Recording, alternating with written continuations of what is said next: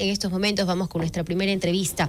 El doctor Mauricio Alarcón, analista político, y con quien vamos a conversar justamente del tema que estamos tocando y también de las bajas que tiene el gobierno en 2 días. ¿Cómo está, doctor Alarcón? Bienvenido a la mañana en RTP.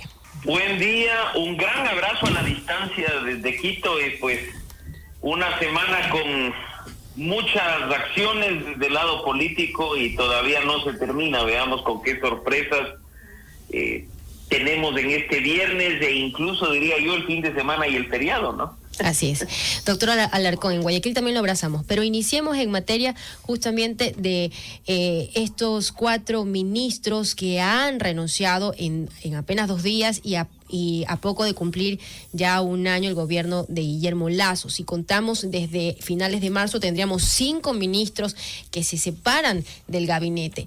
Pero voy a hacer una breve reseña. Por ejemplo, Luis Hernández, de Defensa, se va, pero deja sin esclarecer qué pasó con Don Nasa ni tampoco el radar.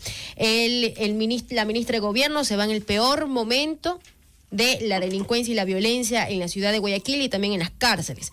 El ministro de Energías y Minas se va a punto de que le inicien un juicio político.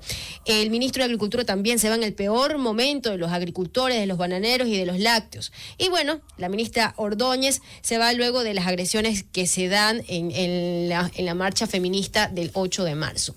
Todo esto, con los pendientes que dejan estos ministros. ¿Qué sabor de boca deja el gobierno de Guillermo Lasso? ¿Esto es una oxigenación o realmente equivocaciones? Yo creo que partamos del hecho de que al menos se van, en el sentido de que renuncian por razones que además han quedado establecidas en sus cartas al presidente de la República, bien sea por desacuerdos con la forma en la que está actuando el gobierno o por cómo dicen, ¿no?, situaciones personales. Lo que resulta risible es el hecho de que con bastantes horas de diferencia sale un comunicado del gobierno nacional diciendo no, ellos no se fueron, yo los voté.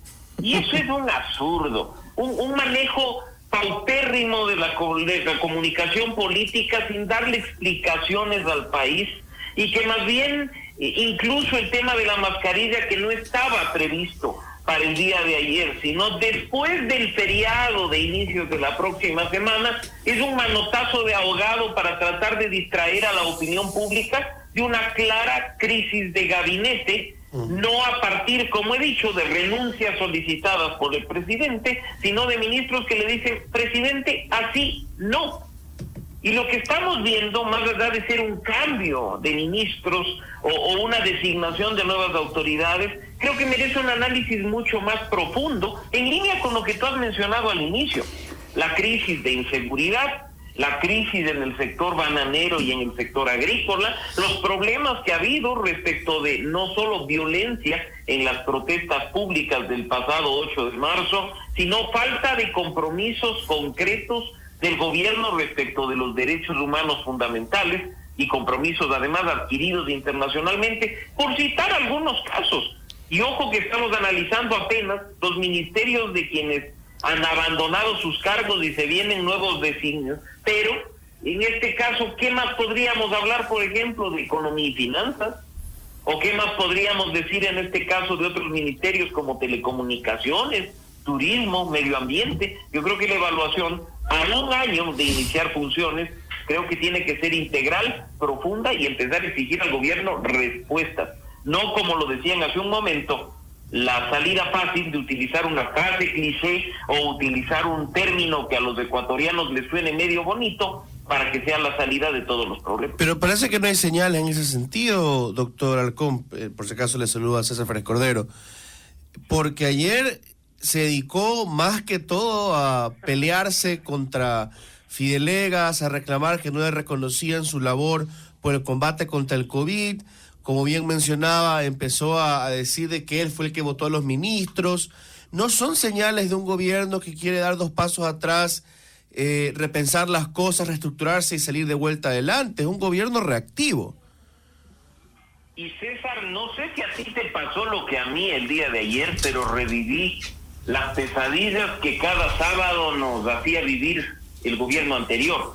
el tono de voz, la prepotencia, la egolatría, el hablar desde lo más profundo del resentimiento me causó a mí realmente asco. Creo que cuando se hablaba de un gobierno del encuentro, también se hablaba de un gobierno que haga las cosas de manera distinta, que no caiga exactamente en lo mismo que criticaba, que busque además algo distinto respecto de los antecesores, no echar mano, como ya dijimos, a no la condición de banquero de una persona o el hecho de que tenga un domicilio fiscal en otro país. ¿Que es pecado tener domicilio fiscal en otro país? Porque yo podría recordarle al presidente de la República que hasta hace pocos meses él también tenía domicilios fiscales de muchas empresas que abandonó para asumir el cargo en otros países, ¿no? Y eso él mismo decía que no había que satanizarlo, porque era parte de generar riqueza, era parte de la libertad económica. Un presidente que además en campaña se mostraba muy liberal, ahora casi se lanza unos discursos que creo que habrá que presentarle la ficha de afiliación a la Revolución Ciudadana. Es que parece que no dio 2 pasos atrás, sino que dio como 20 y terminó en el 2010, ¿no?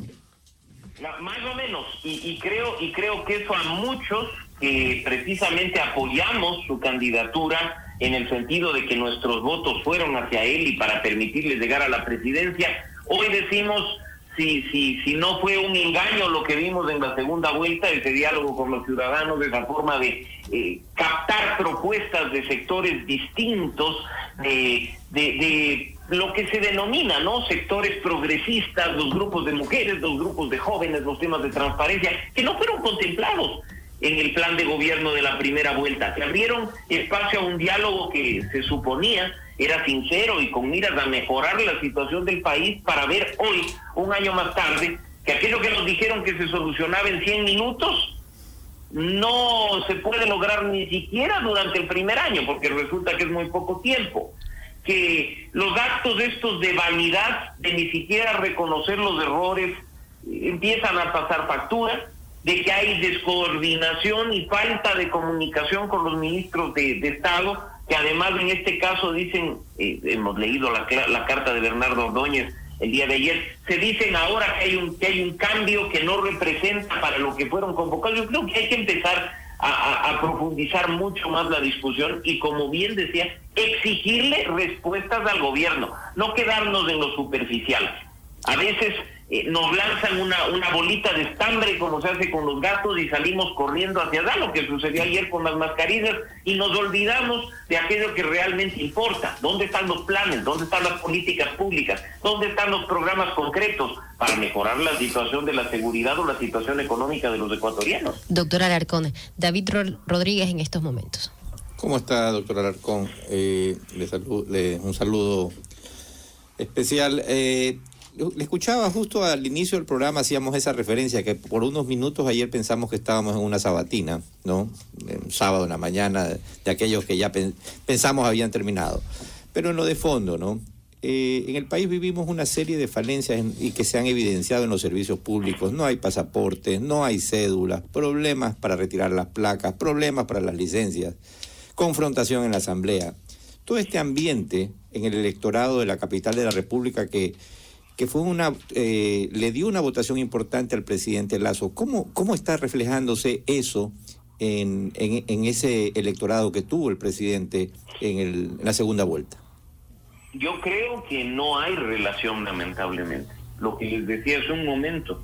En segunda vuelta vimos a un presidente conciliador, dispuesto a escuchar a aquellos sectores que se alinearon con otros actores políticos durante la primera vuelta, dispuesto a incorporar en su plan de gobierno aspectos que quedaron fuera, vinculados a temas de derechos de mujeres, temas de derechos de jóvenes, de poblaciones y grupos tradicionalmente vulnerados. Incluso, y hablo a título personal por la organización que dirijo, hubo un espacio de encuentro para profundizar los temas de transparencia y lucha contra la corrupción, lo cual fue visto con muy buenos ojos, creo que no solo por parte de quienes intervenimos en dichos espacios, sino por parte de una ciudadanía que dijo qué genial ver a alguien que conoce sus limitaciones y que está dispuesto a abrirse a otros sectores para incorporar aspectos que permitan avanzar como país y como sociedad. Que no nos vengan a decir que una cosa es con violín y otra con guitarra, que ahora en el gobierno se han dado cuenta que hay mucho más por hacer o que hay complicaciones para incorporar aquello que se pensó sería muy fácil en la segunda vuelta, porque aparte de lo que se ha logrado con la vacunación, yo quisiera sentarme con algún grupo, incluyéndolos a ustedes, por ejemplo, a tratar de encontrar qué otros éxitos podría mencionar este gobierno durante su primer año en gestiones. Miren que incluso ayer, de nuevo, a propósito de la coyuntura, de los ministros y demás, se sigue tantos meses después diciendo el exitoso plan de vacunación. Entonces, también nos dijeron que el exitoso plan de vacunación reactivaba la economía, nos permitía crecer, y hasta el momento los resultados que se ven, o al menos los que anuncia el gobierno, incluso han sido bastante discrepados por actores y sectores involucrados de manera directa en la materia. Doctora Alarcón, Fernando Insúa en estos momentos. Doctora Alarcón, ¿qué le queda al gobierno en el sentido de poder obtener cuadros políticos? ¿Cuál sería el futuro inmediato? Ya ni siquiera teoricemos en los siguientes años. No, parece que no existiera el movimiento, creo, como lugar para poder sacar cuadros políticos. Y eso también sería interesante que nos analizara. También, ¿de dónde podrían venir los futuros nuevos ministros? ¿A qué tendencia o qué aliados políticos podrían dar? ¿O qué tendencia ideológica, económica podrían salir esos nuevos cuadros?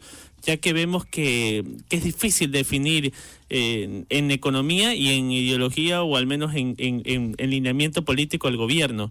¿Le quedan cuadros? ¿Cómo serían estos posibles nuevos perfiles? Fernando, cuando Guillermo Lasso armó su primer gabinete, creo que incluso su organización política vio con sorpresa que la gran mayoría de cuadros ni siquiera formaba parte de su organización política. ¿De dónde viene el ministro Cabrera? Por citar un caso. ¿De dónde venía la ministra Alexandra Vela, que se incorporó después? O sea, ahí hay un ejemplo de que ni siquiera al inicio del gobierno, cuando había optimismo, credibilidad, confianza, por encima del 70%, los cuadros propios pudieron ser incorporados. Hoy que el gobierno tiene, según algunas encuestadoras, poco más del 30% de aceptación, credibilidad y confianza. Ya la baja. Y en su sano juicio quisiera involucrarse en el gabinete por muchas capacidades y cualidades que tenga, sabiendo que tiene todo para perder. Creo que a estas alturas lo que está haciendo el gobierno, y que hemos visto en estos días, es la tónica de los futuros cambios. Ascender a quienes están como viceministros, porque al menos ya conocen lo que está sucediendo al interior de cada institución, o jugar al enroque, a mover una pieza por otra y decir, no, ahora el que estaba en tal ministerio viene a tal otro. Eso es lo que probablemente veamos en los próximos días. Cuando Guillermo Lasso accedió al poder, Fernando, además, sabía que no iba a contar con una asamblea, sabía que tenía 12 legisladores de 137, sabía que no tenía ni siquiera bancada propia con su número de legisladores, sabía que iba a ser un problema gobernar con una asamblea opositora. En su plan para la segunda vuelta, corregido, mejorado y aumentado, dijo que la gran mayoría de acciones no dependían de la Asamblea Nacional. Por lo tanto, ¿qué ha pasado con esas acciones? ¿Han sido activadas de manera directa por el Ejecutivo? ¿Qué se ha hecho al respecto? Ese tipo de evaluación también se tiene que hacer, porque parte del juego político, parte del rearmado del gabinete, parte de lograr y alcanzar condiciones de gobernabilidad, debe considerar este tipo de elementos. Caso contrario, tendremos simplemente un presidente que aparece cuando ya hay un incendio en marcha, que echa mano de sus enemigos y de sus adversarios con un discurso feroz a los Sabatina del periodo anterior, y pues simplemente todo queda ahí, pasa el tiempo, y como ecuatorianos que tenemos memoria cortoplacista, que somos la gran mayoría, dejamos en el olvido y después empezamos a reaccionar en función de nuevos hechos. Doctor Alarcón, entonces con este análisis, ¿al gobierno le queda tiempo para gobernar? ¿Todavía tiene esperanza para tener algún tipo de plataforma política en su gabinete? Al gobierno le quedan 3 años en funciones. 3 años en los cuales tiene que pisar el acelerador para incorporar aquellos cambios que se nos dijo se iban a incorporar en 100 minutos. Había muchos decretos ejecutivos listos, habían varios proyectos de ley en cartera. Esperamos que a partir del 25 de mayo, en que inicia el año 2 de mandato de Guillermo Lasso, ya podamos empezar a contar esos 100 minutos y no tengamos que llegar quizás al 24 de mayo de 2023 a decir, en un espacio similar a este, segundo año de gobierno y nos seguimos preguntando dónde están los planes, las políticas. El siguiente paso, que creo que no es difícil, es retomar ese diálogo, esos puentes y esa conexión con la ciudadanía, que arrimó el hombro en la segunda vuelta para que pueda llegar al poder y que ahora también está dispuesta, y muchos estamos dispuestos a, sin necesidad de estar en un cargo público, a arrimar el hombro para construir juntos aquellas políticas públicas de las que el gobierno adolece, aquellos planes que son inexistentes. Pero si esperamos todo de alguien que está sentado en un ministerio con 100,000 cosas encima, difícilmente se va a lograr un resultado. Cuando hay un país en crisis, solo el trabajo en equipo genera acciones positivas. Y en ese sentido, ese trabajo en equipo ni siquiera es únicamente entre ministros de Estado, sino involucrando a todos los actores y sectores que se han visto impactados por la situación del país y que, como dije, estamos dispuestos a arrimar el hombro para salir adelante. Doctor Alarcón, agradecerle por haber estado junto a nosotros aquí en la mañana en RTP. Gracias por ese análisis. Gracias a ustedes, siempre un gusto y un abrazo a nuestra audiencia. Que tengan un muy buen día.